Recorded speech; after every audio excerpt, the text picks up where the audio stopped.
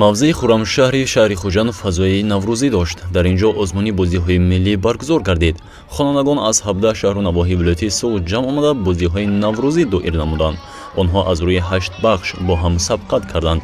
ҳар яке ҳунару маҳорати хешро дар бозиҳои миллӣ ки ба муносибати таҷлили наврӯзи байналмилалӣ гузаронида шуд санҷиданд. духтарон бо лапару арғамчинбозӣ ва писаракон бошанд дар чилакбозӣ ва лалакпарронӣ маҳорати худро санҷиданд.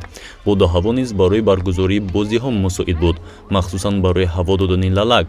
ҳар яке аз иштирокчиён бо табъи болида дар озмун иштирок намуданд. از مکتب میانه رقم 19 به اشتراکی این آزمون‌ها آمدم. من در بازی ارغنچی اشتراک کرده ایستادم. ما خوانندگان مؤسسه تحصیلات میانه رقم 19 شهر خوجند برای اشتراک کردن در المپیاد در بازی‌های ملی آمدیم. مهم غالبیت نیست بلکه اشتراک کردن در این گونه آزمون‌ها میباشد. лалак, бодбарак, ошуқбозӣ, чилак, ланка, ҳапак, лапар, арғамчинбозӣ аз номгӯи бозиҳои миллие буданд ки дар ин ҷо баргузор шуд, зеро як бахши ҷашни наврӯзиро бозиҳои миллӣ ташкил медиҳанд. дар айёми наврӯз мусобиқоти гуногун ташкил мегардад.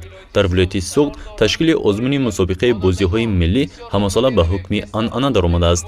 соли 20 мешавад ки ин иқдом роҳандозӣ гардида истодааст. мақсади имрӯза чорабиние ки ташкил карда шуда истодааст он аст ки барои тарбия намудани хонандагон дар рӯҳияи ватанпарварӣ, хештаншиносӣ, худогоҳӣ мебошад ки ин барои ояндаи насли навраз беҳад такони бузург мебахшад.